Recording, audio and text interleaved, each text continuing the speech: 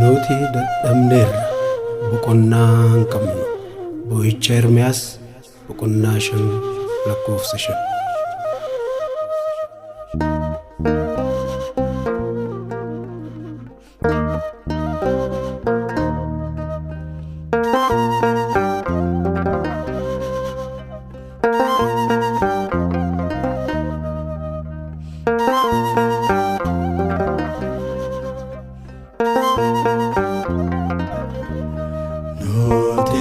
dadhabne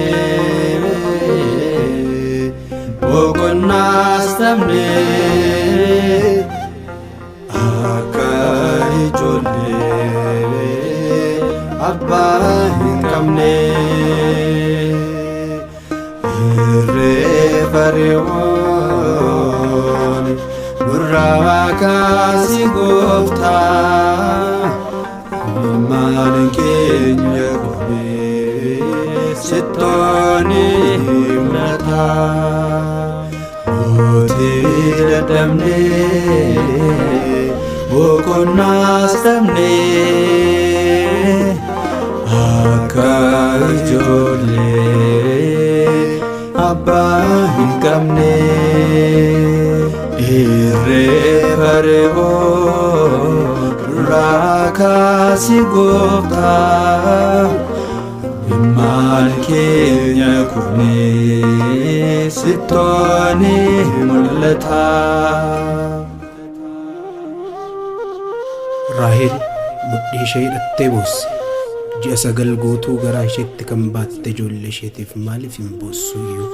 Harma durbummaa kana hoosiste ijoollee isheetiif maaliif hin boossuyyuu?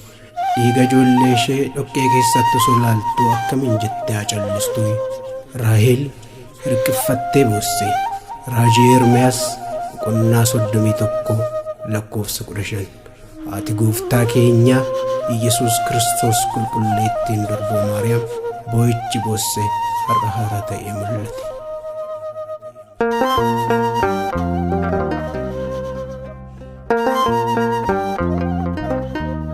Ijaarsan keetiin dinaan diigameera dutni suukaneessaaman mana hundaa seeneera ilmoo jirtiimi himmeemmaan lolaastiimi dhala ishee dhumanii daandii irratti argite.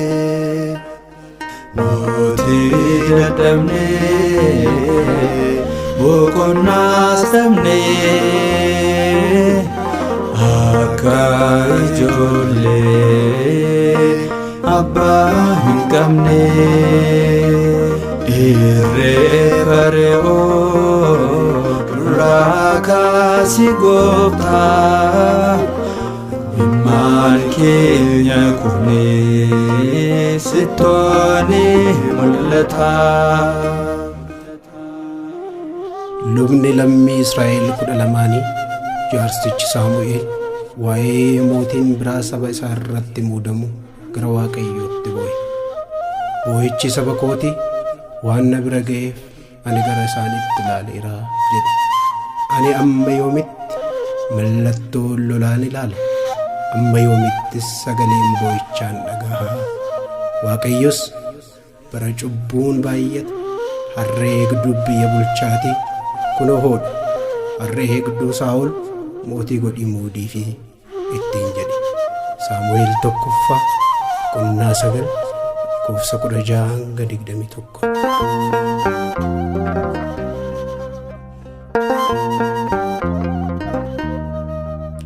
Duraaf duuba keenya atoo abdii keenya kan hidhannee jirru si'i meeshaan keenya fakkaarsuun Saa'olee har'aaf nu miidhuyyuu gooftaa sin jiraanna hin baannu dooluyyuu.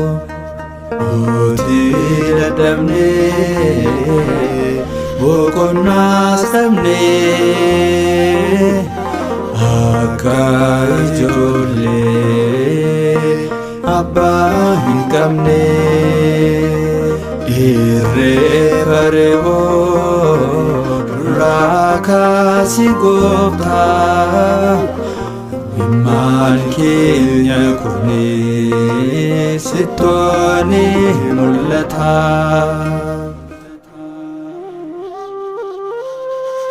Fayyina Addaam utubaa mana amantaa kan ta'e gooftaan keenya Yesuus Kiristoos ijaa ijoollee isaa dhiiga isaa lolaase. Inni foon isaa muree dhiiga isaa dhangalaasee kenneef. Isaan garuu oolmaa isaanii oolee irraanfatanii ijaarsa harka isaa diigan. Dhiiga beenyaan kaffalame akka qoosaatti ilaalan. Gooftaan koo Yesuus Kiristoos sabni waraannamteef maaliif haa waraannamu? Uummanni duuteef maaliif haa du'u? Sabni dhiiga kee dhangalasteef akkamiin dhiigni isaa dhangala'u iyyuu?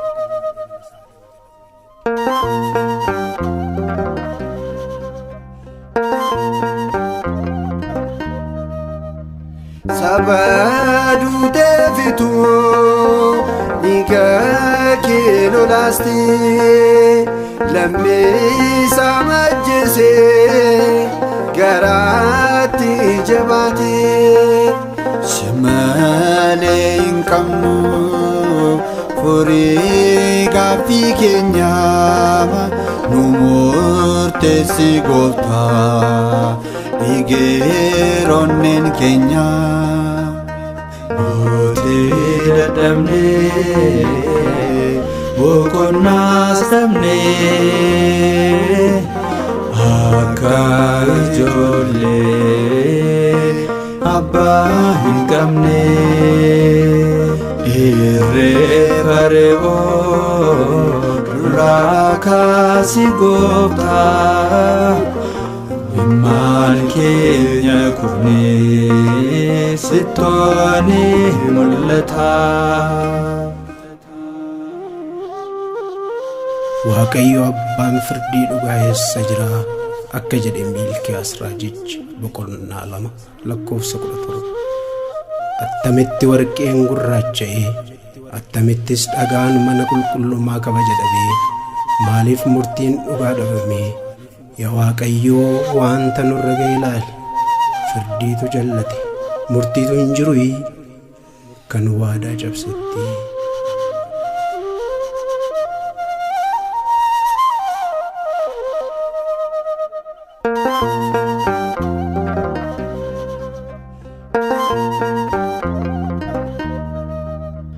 Meenuuf karoorsaati yaannee dadhabnerraa madaalliin jallatee waan wallaallerraa nu goobee nu addee adoon halkan keessaa hiikama nuuf laadhoo atoon dadandeessaa.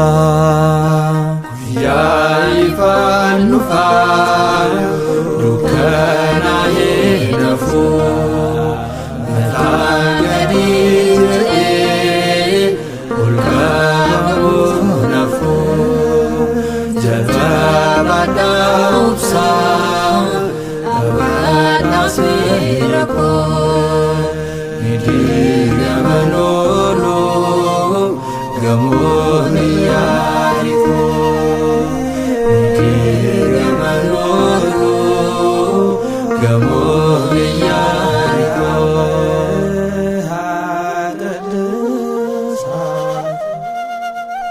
Ogummaanii fi aangoon kan Waaqayyooti. Dukkana bari'uu didee ni bariisisa. Isa fuulduratti kan dukkana'ee gonkumaatti dukkana'ee nafu. Gamoon cimee dhaabbate diigamuun isaas hin oolu. Waanta inni diige namni tokkollee deebisee ijaaruu hin danda'u akka jedhe jaarsichi dhukkubsate qulqulluun Iyyoob boqonnaa 12:14.